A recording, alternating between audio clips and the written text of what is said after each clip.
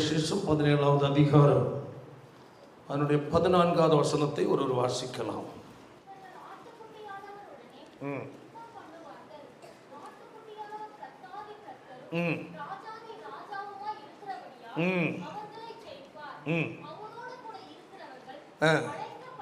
அழைக்கப்பட்டவர்களும் தெரிந்து கொள்ளப்பட்டவர்களும் உண்மையுள்ளவர்களுமாய் இருக்கிறார்கள் என்றார். அல்லேலூயா. இங்கதான் பாரு, இயேசுவோடு இருக்கிற கூட்டம். ஆமென். அழைக்கப்பட்டவர்கள், அடுத்தது தெரிந்து கொள்ளப்பட்டவர்கள், அடுத்தது உண்மை உள்ளவர்கள். அல்லேலூயா. வெளிப்படுத்தின விசேஷத்தில் பல காரியங்கள் வேதத்தில் உண்டு. ஆமென். வெளிப்படுத்தின விசேஷத்தில் முதல் 3 அதிகாரங்கள் சபை காலங்களை குறித்து சொல்லப்பட்டிருக்கிறது.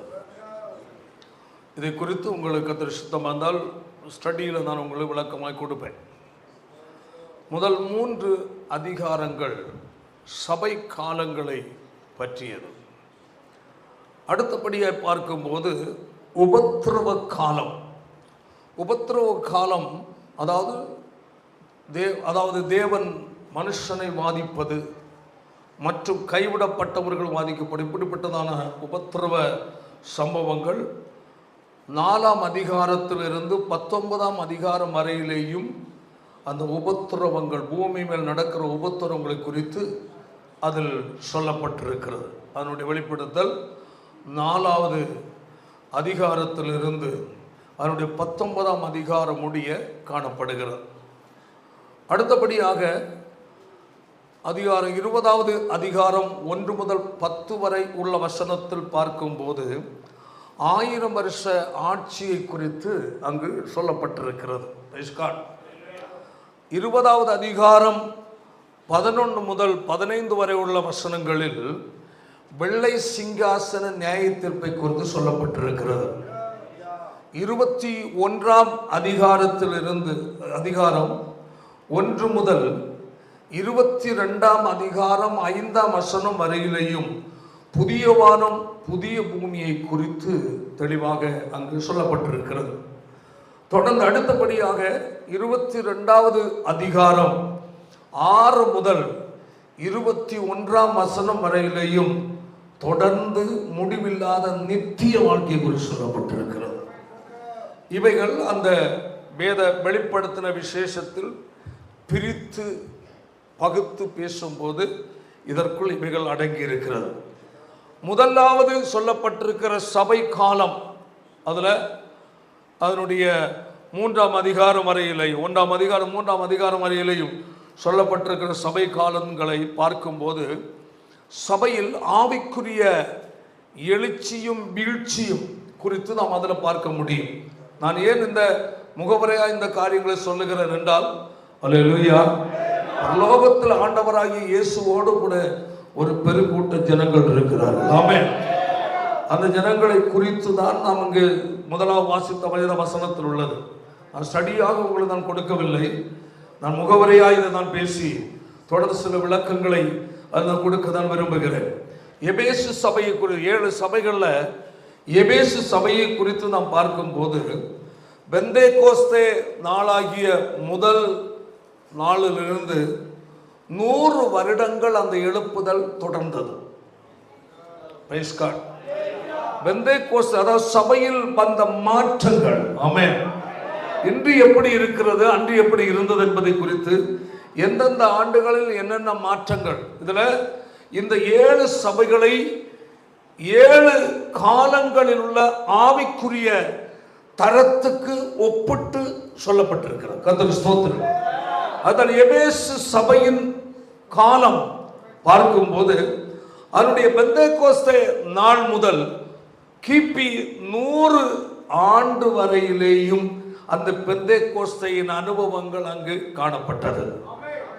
அடுத்ததாக சொல்லப்படும் சிமிர்னா சபை. சிமிர்னா சபையை குறித்து பார்க்கும்போது கிபி 100ஆம் வருஷத்திலிருந்து 300ஆம் வருஷம் வரையிலேயும் அந்த சிமிர்னா சபையின் நிலை உலகத்தில் இருக்கிற கிறிஸ்தவ நிலையில் வட்டாரத்தில் செயல்பட்டு கொண்டிருந்தது. இதை பகுத்து நான் ஒரு நாள் ஸ்டடியில் நான் கொடுக்கிறேன். அடுத்தது பெர்காமோ சபை, மூன்றாவது சபை. அது கிபி 300ஆம் ஆண்டிலிருந்து கிபி 800 வரை அந்த அந்த பெர்கமு சபையினுடைய நிலை. நீங்கள் அந்த சபையின் தன்மைகளை நீங்கள் வாசிக்கும் போது, அதை தியானம் செய்யும் போது அந்த நிலை, அந்த காலத்தில் நிலையை நாம் புரிந்து கொள்ள முடியும். அல்லேலூயா. அடுத்த தியத்தீரா சபை, அது கிபி 800ஆம் வருஷத்தில் இருந்து கிபி 1517 வருஷம் 17ஆம் வருஷம் வரையிலேயும் தியத்திர சபையின் தரம் அந்த நாட்களில் வெளிப்பட்டது. வைஸ்காட்.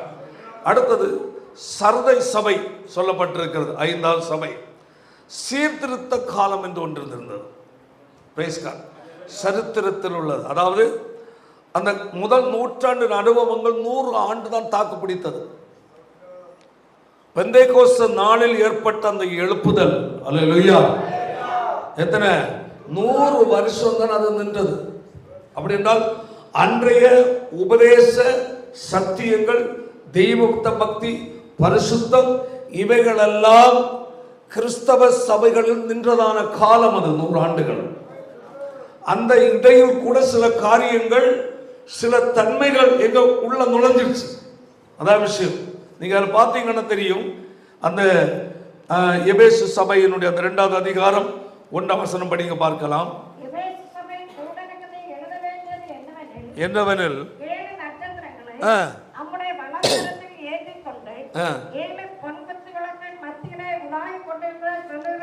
முதலாவது யோவான் அப்போஸ்தலன் முதலாவது சபைகளை குறித்த தரிசனத்தை பார்க்கும்போது, அல்லேலூயா, அங்கு 7 பொன் குத்து விளக்குகள் மத்தியில் நிலையங்கு தரித்தவராய் உலாவிக் கொண்டிருக்கிற இயேசுவை பார்க்கிறார். அல்லேலூயா. அந்த தொடக்க நாட்களில் கைவிதலிலே சொல்லுவார், கர்த்தர் சபைக்குள் அந்த பெந்தேகோஸ்தே நாள் முதல் 100 வருஷங்கள் கர்த்தர் சபைக்குள்ள உலாவிக் கொண்டிருந்தார். ஆதி அன்பை தக்க வைத்துக் கொண்டிருந்தது அன்று. ஆனால் கீழே வாசிப்போமாக, உன் கிரியைகளையும்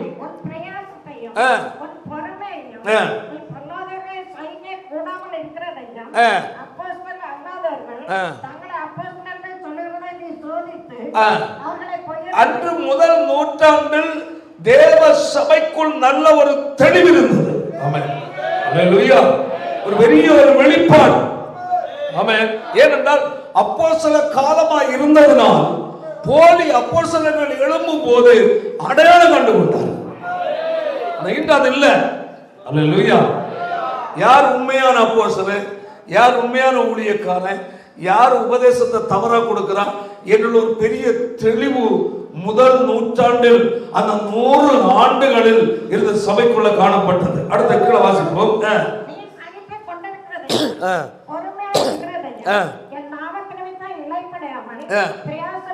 பிரயாசப்படுகிற சபைகளை காணப்பட்டது. அடுத்தது பாருங்கள், அங்கு ஆரம்பமாகிறது. ஆமென், ஆமென். அங்க என்ன ஆகுது? அதான் சொல்லப்படும், ஆரம்பமாகிறது. ஆனாலும் ஆதியில், அந்த ஆதியில் என்று சொல்லப்படுகிற அந்த வார்த்தை பெந்தேகோஸ்தே நாளில் பரிசுத்த ஆவியானவர் ஊற்றப்பட தொடக்க காலத்தில் சபைக்குள் இருந்ததான தேவன் மேல் இருந்ததான அன்பை விட்டாய் குறைய ஆரம்பிக்கிறது. ஆமென். இப்ப இன்றைய காலத்தில் பார்க்கும் போது ரட்சிக்கப்பட்ட ஒரு தேவனுடைய பிள்ளை உண்மையாய் மனம் திரும்பி இயேசுவை ஏற்றுக்கொள்ளும் போது, அல்லேலூயா, அவருடைய ஆவிக்குரிய வாழ்க்கையில் ஒரு தரமான ஒரு பற்றுதல் இருக்குமா, இருக்காதா? அல்லேலூயா. ஏன்னா உண்மையாய் மனம் திரும்பி உண்மையா ரட்சிக்கப்பட்டு மறுபடியும் பிறந்து பாவத்தை விடுதலை பெற்ற தேவனுடைய பிள்ளைகளுக்குள் இருக்கிற ஒரு பிரகாசம். அல்லேலூயா. ஆமென். ஆனால் அதே போலதான் முதல் நூற்றாண்டு சபை, அல்லேலூயா, சொல்லுவோம், ஒரு 1000 ஆண்டு கூட தாக்கு பிடிக்கல. ஆமென். அல்லேலூயா. அதான் விஷயம். தாக்கு பிடிக்காம அந்த அங்கேயே வீழ்ச்சி ஆரம்பிக்கிறது. கர்த்தருக்கு ஸ்தோத்திரம். ஆதியில் கொண்டிருந்த அன்பை விட்டாய். அப்போ பெந்தேகோஸ்தே நாளில் இருந்த அந்த வைராக்கியத்துக்கு நேராக சபையை திரும்பி வரும்படி அழைக்கிறார். திரும்பி அழைக்கிறார். ஆகையால் நீ இந்த நிலைமையிலிருந்து விழுந்தாய்.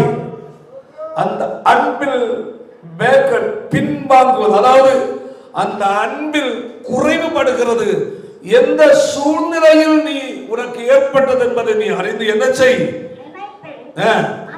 மனம் திரும்பி ஆதியில் செய்த கிரியை செய்வாய். அல்லேலூயா. சொல்லுவோம்.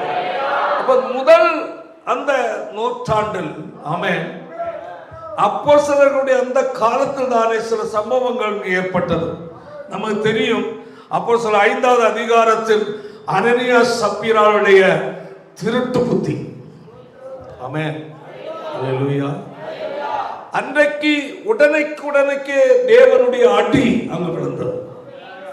ஆனால் ஜனங்களுக்கு தேவனை குறித்து ஒரு பயம் ஏற்பட்டு விட்டது. அல்லேலூயா. அந்த நிலை 100 ஆண்டுகள் நின்றது. ஆமென். ஆமென். அதன் பிறகு கொஞ்சம் சரியா ஆரம்பித்தது. அதுதான் நமக்கு சொல்லப்படுவது. அல்லேலூயா. சரி, அடுத்தபடியா பார்க்கும்போது பாருங்க, நான் உங்களுக்கு சொன்னேன் சிமன்னா அது 100 முதல் 300 வரை ஆண்டுகள்.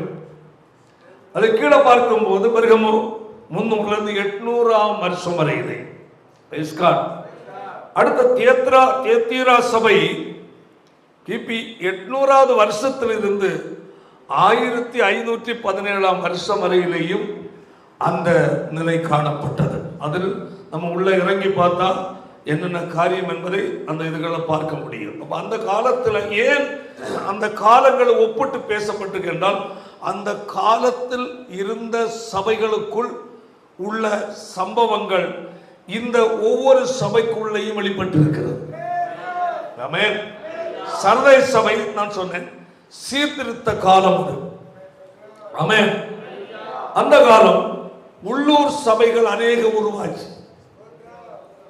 ஏனென்றால் சத்தியத்திலிருந்து விலகும் போது சத்தியம் போதிக்கப்படாத சபைகள், பேர் கிறிஸ்தவ சபைகள், அல்லேலூயா அல்லேலூயா, முதல் நூற்றாண்டின் அனுபவத்தை கை கொண்டு போதித்து வருகிற சபைகள் பிரிவு வந்தது.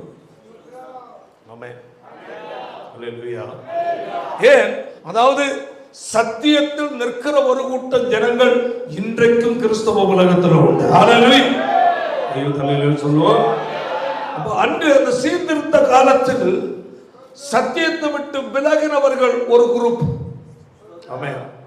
அந்த சர்வையை குறித்து நீங்க பார்த்தா தெரியும் உங்களுக்கு. அப்போ அதுல உள்ளூர் சபைகள் உருவான காலம் அது. அடுத்தது பிலதெல்பியா சபையை குறித்து நாம் பார்க்கும்போது ஒரு குறிப்பிட்ட ஆண்டுகளுக்கு முன்பதாக கிறிஸ்தவத்துக்குள் பெரிய ஒரு எழுப்புதல் இருந்தது. ஆமென். என்னுடைய சிறு பருவங்கள் எல்லாம் சத்தியம் என்றால் சத்தியம்தான். இன்று உலகத்தோடு கைகோர்த்து நிற்கிற அநேக ஸ்தாபனங்கள் அன்று சத்தியத்திற்காக வைராக்கியமா இருந்தது. நான் பொதுவாக சொல்லுவேன், அல்லேலூயா, அன்று சத்தியத்தை போதிக்காத ஒரு ஊழியக்காரரை எங்க சர்ச்சு காம்பவுண்டுக்குள்ள ஏற்ற மாட்டாங்க. எங்க ஏற்ற மாட்டாங்க? சத்தியம் போதிக்காதவங்களை சர்ச்சு காம்பவுண்டுக்குள்ள பார்த்தாலும் கை கொடுக்க மாட்டாங்க. நல்லா இருக்கிறீங்களா? அதோடு சரி கை கொடுக்க மாட்டாங்க. அவ்வளோ வைராக்கியம் இருந்தது. அல்லேலூயா. சின்ன பிறகு எனக்கு நல்ல ஞாபகம் இருக்கிறது. கையை சொல்லுவோம். அப்போ இன்றைய காலத்தில் சத்தியத்தை போதிக்கிறவர்களான ஊழியர்களை சர்ச்சு காம்பவுண்டுக்குள்ள ஏற்ற மாட்டாங்க. அன்று எனக்கு நல்ல ஞாபகம் இருக்கு. சத்திய, அதாவது சாது ஏசாஸ் ஐயா, அவர் கிருபாசனத்தினுடைய ஸ்தாபகர். என்ன அந்த நிலையில் அந்த ஸ்தாபனம் இல்லை. ஆனால் அன்று அவருடைய காலம். பிரசங்கித்து கொண்டு ஊழியக்காரரை கூப்பிட்டு பிரசங்கம், இந்த கன்வென்ஷன் மீட்டிங்கில் கெஸ்டாக கூப்பிட்டு பயன்படுத்துவாங்க. பிரசங்கித்து கொண்டு இருக்கும் போதே அவர் வரும்போ இன் பண்ணிட்டு வந்தா அங்கே அந்த கன்வென்ஷன் ஏரியாவில் இடம் கிடையாது. எப்படி? அடுத்த கோட்டு போட்டவனுக்கு அந்த ஏரியாவில் எட்டி கூட பார்க்க கூடாது. சற்று என்ன செய்யக்கூடாது, இன் பண்ணக்கூடாது, வெளியே தான் இருக்கணும். கலர் ட்ரெஸ் போட்டுட்டு கீழே வேணா வந்து உட்காரலாம், பின்னாடி கூட்டத்தில் வந்து உட்கார முடியாது, ஸ்டேஜில் அவன் நினைச்சு கூட பார்க்க முடியாது. ஒயிட் தான். அல்லேலூயா. அந்த நிலையில் வைராக்கியமா இருந்தார். அப்படி செலக்ட் பண்ணி தான் ஊழியர்களை அவர் கூப்பிட்டு ஸ்டேஜில் ஏற்றுவார். அவர்கள் பிரசங்கித்துக் கொண்டிருக்கும் போது ஏதாவது ஒரு சின்ன தப்பு வந்துட்டா, தம்பி வாங்க கீழே உட்கார்ந்து, அவர் அப்படியே தட்டி நிப்பாட்டிட்டு அவரை உட்கார வச்சுட்டு அவர் பிரசங்கம் பண்ணுவார். நான் நேரே பார்த்த சம்பவங்களாம். தவறு என்றாலே உடனே என்ன செய்வார், கண்டிப்பார். உடன் அவ்வளவு ஸ்ட்ரிக்டான ஒரு ஊழியக்காரராக அவர். சொல்லுவோம் ஹல்லேலூயா. ஒரு முறை ஒரு பிரசங்கர் இருந்த கேரளாக்காரர் நல்லா பிரசங்கம் பண்ணார். அவர் பிரசங்கம் பண்ணும்போது இன்று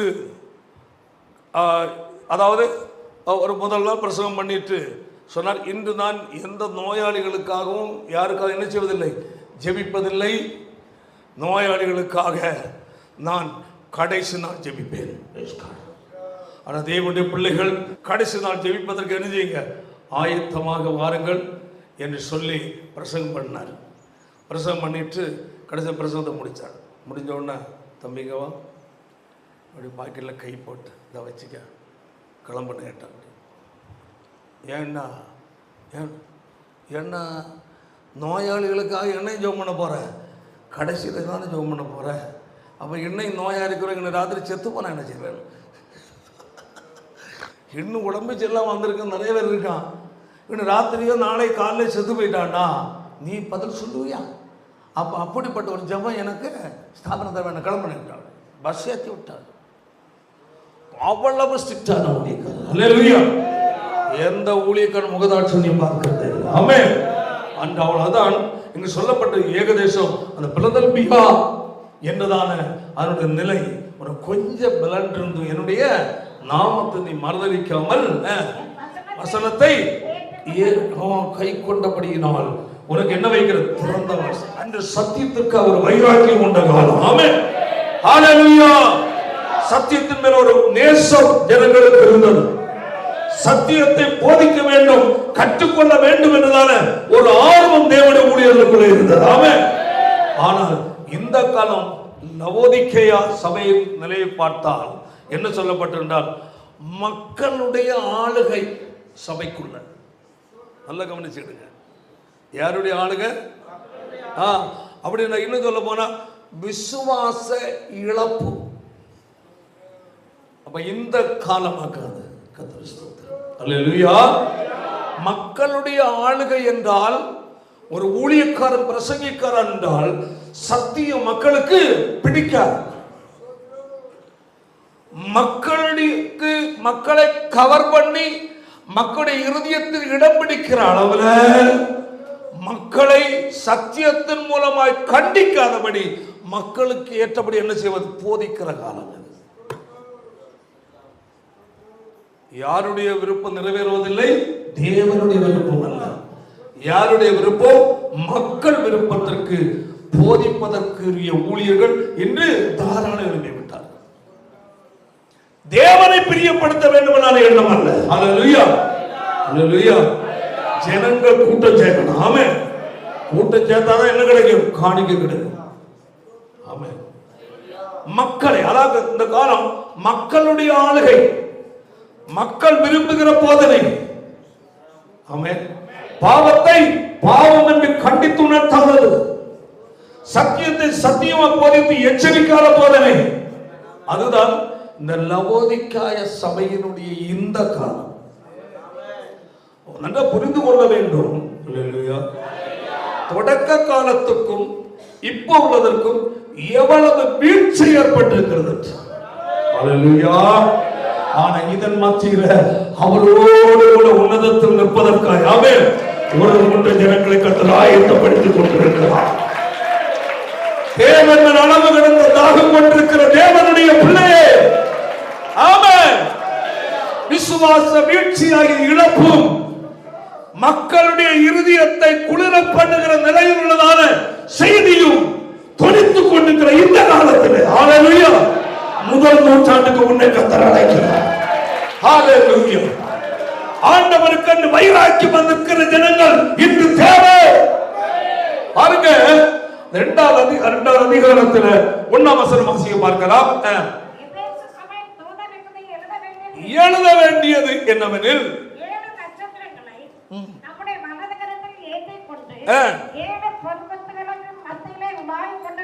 உலாவிக் கொண்டிருக்கிறவர் சொல்லுகிறதாவது கர்த்தர் பார்க்கிறார். ஆமென்.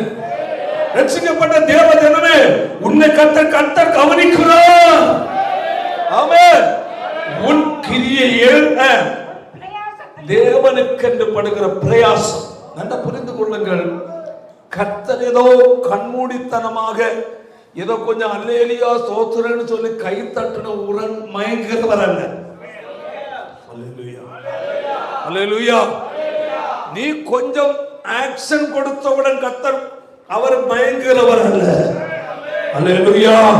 உன்னுடைய செயலை கர்த்தர் கவனிக்கிறார். ஒவ்வொரு கிரியை கர்த்தர் கவனிக்கிறார். வேதம் சொல்லுகிறது, உன் கிரியை நான் அறிந்திருக்கிறேன்.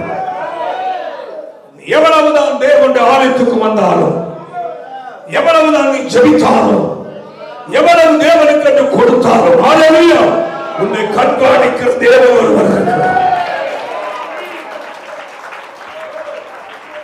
அல்லேலூயா.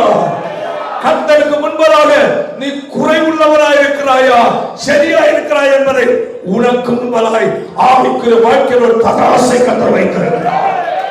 ஆமென். அல்லேலூயா. Praise the lord. ரட்சிக்கப்பட்ட நாட்களில் வைராக்கியம் எப்படி, இன்று எப்படி என்பதை கர்த்தர் பார்க்கிறார். அன்று இந்த தேவ சமூகத்தை ருசிக்கிறது நீ எப்படி இருந்தால் இன்று எப்படி இருக்கிறாய் கர்த்தர் பார்க்கிறார். அன்று முழங்கால் இருக்கும் போது கர்த்தரோடு உறவாடுகிற நிலை எப்படி, இன்று எப்படி என்பதை கர்த்தர் பார்க்கிறார். அன்று சத்தியத்தை கேட்கும் போது உன் உள்ள எப்படி கொண்டு விட்டு இருந்தது, இன்று எப்படி இருக்கிறதை கர்த்தர் பார்க்கிறார். அதில் நாம் பார்க்கும்போது உன் கிரியைகளையும் உன் பிரயாசத்தையும் உன் பொறுமையையும் பாருங்க. அந்த நாட்கள்ல சபை ரொம்ப தெளிவா இருந்தது. ஹல்லேலூயா. அப்படின்னா அப்போஸ்தலர்கள் அல்லாதவர்களை பொய்யர் என்று அறிகிறது. ஆமென். புரிந்து கொள்ளுங்க, முதல் நூற்றாண்டில் உண்மையான ஊழியக்காரனையும் பொல்லாத ஊழியக்காரனையும் தெளிவாக அறிந்து கொள்ளுகிறதான ஒரு தெளிவு அன்றுள்ள சபைக்குள் இருந்தது. ஆனா இன்று அது இல்லை. ஆமென். இன்று இயேசு கூட வருவார்னு ஒரு பாடிட்டா, ஓ எல்லாம் இயேசு எல்லாம் ஒண்ணுதான் போல் இருக்கணும். நல்லா புரிஞ்சுக்கிடுங்க. அல்லேலூயா. இயேசு சொன்னது நான் மத தலைவர் அவர் சொல்லல. ஆமென். நானே வழி சத்தியம் ஜீவன், நானே வழி என்று மட்டும் சொல்லல, வழியில் உள்ள நுழைஞ்ச அடுத்தது என்னது, உனக்கு சத்தியம். சத்தியம் இல்லாமல் என்ன இல்லை, நித்தியம் இல்லை. இயேசு என்று நீ சொல்லலாம். ஆமென். இயேசு என்று பிரசங்கிக்கலாம், இயேசு என்று போதிக்கலாம். ஆமென். ஆனால் சத்தியம் உனக்கு முன்பதாக இருக்கிறது. சத்தியம் போதிக்கப்படாத இயேசு என்ற பெயரை சொல்லி சத்தியம் போதிக்கப்படாமல் உலக செழிப்பை போதிக்கிற கூட்டம் இந்த அதிகம். வேதம் சொல்கிறது வேறு இயேசு. என்ன இயேசு? அதாங்க நிறைய. அல்லேலூயா. அன்றைய சபை அல்லேலூயா கள்ள அப்போஸ்தலர்களை அடையாளம் கண்டுபிடிக்கிற நல்ல என்ன இருந்தது, திறமை இருந்தது, ஆவியை பகுத்தறிகிற வரம். இந்த காலகட்டத்தில் அவைகள் இல்லை. எந்த ஊழியக்காரனாலும் பைபிள் எடுத்துட்டு வந்துட்டா, ஆண்டவர் என்ன அனுப்பி விட்டாருங்க உங்க வீட்டில் வந்து ஜெபம் பண்ணிட்டு போறதுக்கு என்ன சொல்லிட்டா சந்தோஷமா என்ன செய்துறாங்க, உள்ள ஏத்தி. அதாவது நல்லா புரிந்து கொள்ளுங்க. அல்லேலூயா. இன்று யாராவது பைபிள் எடுத்துட்டு வந்து ஒயிட் அண்ட் ஒயிட்ல வந்து ஆண்டவர் தான் உங்க வீட்டுக்கு என்ன அனுப்பி வச்சாரு ஜெபம் பண்ணுக்கு, நீங்க சில பிரச்சனை இருக்கிறதா கர்த்தரை காட்டினார்னு சொல்லிட்ட, பிரச்சனை இல்லாத குடும்பம் ஏதாவது இருக்கா? ஆண்டவர் தான் விட்டார் போட்டிருக்கு. வாங்க சாமி வாங்க, எங்க வந்து கட்டாயம் உனக்கு சூனியம் வச்சுட்டு தான் போவாங்க. பாருங்கள், தொடக்க நாளில் அப்படிப்பட்ட ஒரு தெளிவு சபைகளுக்குள்ளே இருந்தது. ஆமென். ஆனால் கடைசி நாட்கள் பார்க்கும்போது லவோதிக்கா சபையை குறித்து பார்க்கும்போது 3வது அதிகாரத்தில் பார்க்கும்போது சொல்லப்பட்டிருக்கிறது. 3வது அதிகாரம் அதனுடைய 14 முதல் வாசிப்போம். லவோதிக்கேயா சபையின் தூதருக்கு எழுத வேண்டியது என்னவெனில், உண்மையும் சத்தியமும் உள்ள சாட்சியும்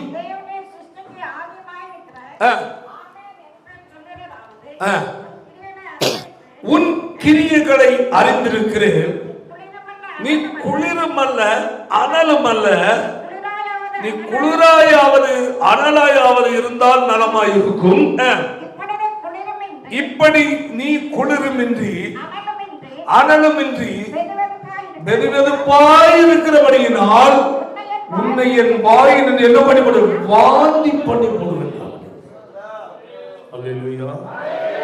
பாருங்கள் எவ்வளவு ஒரு அந்த எப்படிப்பட்ட சபை, குளிருமின்றி அனலுமின்றி எப்படி இருக்கான், வெதுவெதுப்பான நிலை, ஆவிக்குரிய உற்சாகமே இல்லை. பாருங்க, அவர் சொல்லப்பட்டிருக்கிறது வெதுவெதுப்பான. சர்ச்சுக்கு வருவாங்க, வர நேரம் ஒரு அனல், வீட்டுக்கு போனா அவ்வளோ முடிஞ்சு ஐஸ் கட்ட மாதிரி. சர்ச்சுக்கு வரும்போது ரொம்ப சூடா இருக்கிறது, வீட்டுக்கு போனா குளிராக. அதான் சொல்லப்பட அனலுமின்றி குளிரும் இல்லை. எப்படி வெதுவெதுப்பு, உலகத்தையும் பிடிச்சிட்டு ஆண்டவரையும் பிரியப்படுத்துவது. அல்லேலூயா. தேவனிடத்தில் புரிந்து கொள்ள வேண்டும், உன் ஆவிக்குரிய அனலை இழக்கத்தக்க நிலையில் சத்துரு தந்திரமாக செயல்படுவார். அந்த புரிந்து கொள்ளுங்க. வெதுவெதுப்பு குளிரும் கிடையாது. ஆண்டவர் என்ன சொல்றாரு, உன் ஆதி அன்பை இழந்து நீ வெதுவெதுப்பாய் இருப்பாய் என்றால் கர்த்தர் என்ன பண்ணிடுவார், வாந்தி பண்ணி போடுவோம். அப்படி என்றால் தள்ளி விடுவேன் சொல்றார். போராட்டங்கள், நெருக்கங்கள், கஷ்டங்கள் ஏன் வருகிறது, உன்னை உறுதிப்படுத்துவதற்காக, உன் ஆவிக்குரிய வாழ்க்கையை தரமுள்ளதாய் மாற்றுவதற்காக. போராட்டத்தை பார்த்து நீ சோர்ந்து போவாய் என்றால் ஆமென், கர்த்தருக்கு நீ நிற்க முடியாது. ஆமென். உலகத்துல சாஞ்சி நிற்கணும். ஒரு வைராக்கியம் தேவனுடைய பிள்ளைகளுக்கு வேணும். சூழ்நிலை எப்படிப்பட்டதா இருந்தாலும் ஆமென், என்ன போராட்டம் இருந்தாலும் கூட நான் கர்த்தரை சார்ந்து நிற்பேன் என்ற வைராக்கியம். அல்லேலூயா. இவைகளெல்லாம் தாண்டி வந்த கூட்டம் தான் 17-14 சொல்லப்பட்டிருக்கிறது. என்ன சொல்லப்பட்டு, அவரோடு கூட இருக்கிறவர்கள் அழைக்கப்பட்டவர்களும் தெரிந்து கொள்ளப்பட்டவர்களும் உண்மை உள்ளவர்களுமாக இருக்கிறார்கள். அல்லேலூயா. கடைசியில் ஒரு கூட்டம் இருக்கிறது. ஆமென், ஆமென். அழைப்பில் உண்மையாக இருந்த கூட்டம். எதற்கு கர்த்தர் நம்மை அழைத்தார்? ஆமென். பாருங்கள், அது அழைக்கப்பட்ட கூட்டம். 1 கொரிந்தியர்ல 1வது அதிகாரம் 2ஆம் வசனத்தை வாசிப்போமாக.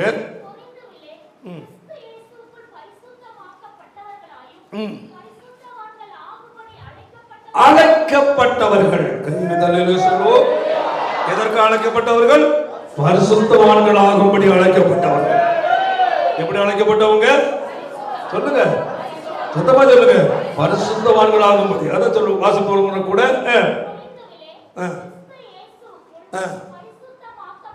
பரிசுத்தமாக்கப்பட்ட கூட்டம். அடுத்தது பரிசுத்தத்தில் நிலைத்திருக்கிற கூட்டம். கைகளை எனக்கு காரிய ரகசியத்தை புரிந்து கொள்ளுங்கள். அல்லேலூயா. மனம் திரும்பி இயேசுவை ஏற்றுக்கொள்ளும் போது உன்னை பரிசுத்தப்படுத்தினார். உன் பாவத்தை அவர் மன்னித்தார் உண்மை. ஆனால் அந்த பரிசுத்த அதோடு நிற்பதல்ல, அந்த பரிசுத்தத்தில் நிலைத்திருக்க வேண்டியது அவசியம். ஹல்லேலூயா. பரிசுத்தம் என்பது தற்காலிகமானதல்ல. கர்த்தர் வேதம் சொல்லுகிறது, பரிசுத்தமாக இருக்கிறவர் இன்னும் பரிசுத்தமாகட்டும் என்று கர்த்தர் சொல்றார். ஆமென். அத சொல்லப்பட்டிருக்கிறது. பரிசுத்தமாக்கப்பட்ட கூட்டம் இயேசுவை ஏற்றுக்கொண்டு பாவங்களை அறிக்கையிடும் போது இயேசு தம்முடைய வெளியேறப்பட்ட இரத்தத்தினால் உன் பாவங்களை உன்னை கழுவுகிறார். ஆமென். நீ பரிசுத்தமாக்கப்படுகிறாய். ஆமென். பரிசுத்தமாக்கப்பட்ட ஒரு தேவனுடைய பிள்ளை அந்த பரிசுத்தத்தில் என்ன செய்யணும்? நிலைத்திருக்க வேண்டும். பாருங்க, அதனுடைய யூதாவின் புஸ்தகம் அதனுடைய 1ஆம் வசனம் வாசிப்போம்.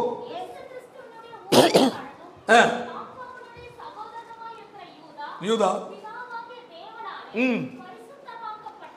பிதாவாகிய தேவனாலே பரிசுத்தமாக்கப்பட்டவர்களும் காக்கப்பட்டவர்களும். சொல்லுமா? பிதாவாகிய தேவனால் பரிசுத்தமாக்கப்பட்டவர்கள். அல்லேலூயா. இயேசு கிறிஸ்துவினால் அவர் நிச்சயமாக காக்கப்பட்டவர்கள். ஆமென். அதான் நாம் அந்த கொரிந்தியர்ல வாசித்தோம், பரிசுத்தத்தில் நிலைத்திருக்க வேண்டும் என்றார். அல்லேலூயா. இயேசுவின் இரத்தத்தால் அனைவரும் சுத்திகரிக்கப்பட வேண்டும். ஆமென். ஒரு ஆவிக்குரிய வாழ்க்கையில் இயேசுவை ஏற்றுக்கொண்ட ஒரு தேவனுடைய பிள்ளை குறிப்பிட்ட காலத்தில் பின்னாடி வருவதல்ல, அல்லது இயேசுவை ஏற்றுக்கொண்டு அப்படியே நிற்கிறதல்ல. ஆமென். அது முன்னோக்கி போக வேண்டும். ஒரு செடி நடப்பட்டிருக்கிறது என்றால் அது வளர்ந்து பூ பூக்க வேண்டும், அதற்குரிய காய் காய்க்க வேண்டும். அல்லேலூயா. ஒரு குறிப்பிட்ட நிலையில் அது நிற்கிறது என்றால் அதற்கு வேர்ல என்னமோ பிரச்சனை இருக்கிறது. ஆவிக்குரிய வாழ்க்கையில் ஆமென் ஆமென் ஒரே நிலையில் நீ இருக்க முடியாது. ஆமென். ஒன்றில் பின்னாடி வரணும், இல்லைன்னா முன்னாடி. ஒரே நிலையில் நீ நின்று விட்டால் ஆபத்து, நிக்க முடியாது. ஆமென். பரவாயில்ல, நிக்க முடியாது. ஆமென். ஒன்றில் எப்படி செய்யணும்? முன்னோடி போகணும், இல்லைன்னா பின்னாடி. அப்போ ஒரு தேவனுடைய முன்னோக்கி போறதுதான் கிறிஸ்தவ வாழ்க்கை. ஆமென். பாதியில் நிற்கிறதல்ல. ஆமென். பரிசுத்தமாக்கப்பட்ட நிலையிலிருந்து பின்னாடி வருவதல்ல, கடைசி வரை காக்கப்பட வேண்டிய அவசியம், பரிசுத்தம் நிறைந்திருக்க வேண்டிய அவசியமா இருக்கிறது. எபேசியர்ல 4ஆம் அதிகாரம் 1ஆம் வசனத்தை வாசிக்கும் போது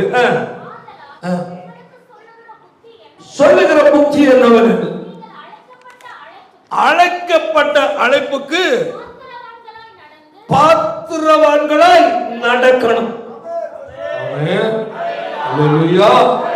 நமக்கு பார்த்தோம், அவரோடு கூட இருக்கிறவர்கள் யாரு? அழைக்கப்பட்டவர்கள். அடுத்தது தெரிந்து கொள்ளப்பட்டவர்கள். அடுத்தது உண்மை உள்ளவர்கள். ஆமென். அல்லேலூயா. அழைப்பில் உண்மையாயிருக்க வேண்டும், பரிசுத்த காற்று வாழ வேண்டும், சாட்சியாய் வாழ வேண்டும். ஆமென். ஆண்டவர் சொன்னார், நீங்கள் எனக்கு சாட்சி. ஆமென். நீங்கள் எனக்கு சாட்சிகள். கிறிஸ்துவை வெளிப்படுத்துகிறவர்கள். கிறிஸ்தவன் என்று சொன்னால் கிறிஸ்து அவன், கிறிஸ்துவை உடையவன் கிறிஸ்தவன். கிறிஸ்துவின் சுபாவத்தை என்ன செய்யணும்? வெளிப்படுத்துகிறவன். ஆமென். கிறிஸ்து இயேசுவுடைய பரிசுத்தத்தை வெளிப்படுத்தி காட்டுகிறவன். அதான் சாட்சி. ஆமென் ஆமென். விசுவாசி கிறிஸ்தவன் கிறிஸ்தவள் வெண்வஸ்திரம் உடுத்ததுனால் அல்ல,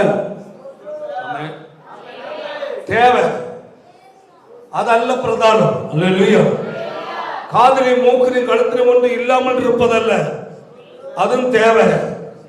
இல்லாமல் இருப்பதும் தேவை. உடனடி பரிசுத்தவான் அல்ல. அல்லேலூயா. அநேகர் என்னவென்றால் நாம் அதாவது நான் இயேசுவை ஏற்றுக்கொண்டேன், நாங்கள் எல்லாம் கட்டி வச்சு மூக்கில் பிடிங்காச்சு பாருங்க.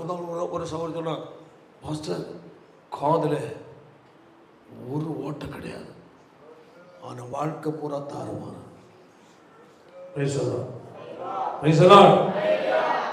நீ என்னதான், அதாவது நகை போடாமல் இருந்தாலும் நீ பரிசுத்தவான் அல்ல. ஆமென். கிறிஸ்துவின் சுபாவமும் அவருடைய தன்மை ஒன்று வெளிப்படவில்லை என்றால் அந்த மாற்றம் உள்ளே இருந்து வர வேண்டும். ஆமென். இப்போ ஒரு வெறுப்பு வருகிறது என்றாலே இருதயத்தில் முதலாவது மாற்றப்பட வேண்டும். தேவனுக்குள்ள புரிந்து கொள்ள வேண்டும். நீங்கள் வெண்வஸ்திரம் உடுப்பது, நகை போடாமல் இருப்பதை நான் 100% வரவேற்கிறேன். அல்லேலூயா. அதை பார்க்கிற மிக முக்கியம் உள்ள மாற்றம். உள்ள மாற்றம் இல்லாமல் நாம் என்னதான் வெளி தோற்றத்தில் கிறிஸ்தவன் என்று காட்டிக் கொண்டாலும், அல்லேலூயா, இயேசு வருகையில் என்ன செய்ய முடியாது, போக முடியாது. ஆமென். அப்ப எங்க மாறணும்? உள்ள மனம் என்ன செய்யணும்? புதிதாக்கப்பட வேண்டும். மனம் புதிதாக்கப்பட்டு கிறிஸ்துவின் சுபாவமுடைய ஒரு மனுஷியாய் உன் குடும்பத்துக்குள், நீ வசிக்கிற தெருவில், ஹல்லேலூயா, சபைக்குள், ஆமென், ஹல்லேலூயா, வேலை செய்கிற இடத்தில் வெளிப்படுத்த வேண்டும். கர்த்தர் எல்லாரும் முழங்கால் படிகள் அதே சமத்து. நல்ல பிதாவே, நல்ல வேலைக்காய் நன்றி ஆண்டவரே. இன்றைய நாளிலும் ஒரு சமுத்திரம் வந்து உம்மை ஆராதிக்க கர்த்தர் உதவி செய்தீர்கள். தொடக்கம் முதல் இம்மட்டுமாய் கர்த்தர் எங்களோடு கூட இருந்து, ஆமென், ஆமென், உம்மை ஆராதிக்கும்படி கர்த்தர் உதவி செய்தீர்கள் அல்லவா. கடைசியாக பேசுற கர்த்தர் வார்த்தைகளுக்கு நன்றி செலுத்துகிறேன். ஆண்டவர் கர்த்தர் நடத்தும் பாதை இடுக்கமாயிருந்தாலும், நெருக்கமாயிருந்தாலும், நன்மையாயிருந்தாலும், தீமையாயிருந்தாலும், என் தேவன் என்னோடு கூட இருக்கிறார் என்ற விசுவாசத்தோடு வாழ்க்கை வாழ கர்த்தர் உதவி செய்ய வேண்டும் என்று சொல்லுகிறோம். சத்தத்தை கேட்ட ஒரு ஆசீர்வதியை போக நம்முடைய ஜனத்தோட கர்த்தர் சமூக கடன் சொல்லட்டும். காத்துக்கொள்ளும். இயேசுவின் மூலம் ஜெபிக்கிறோம் பிதாவே.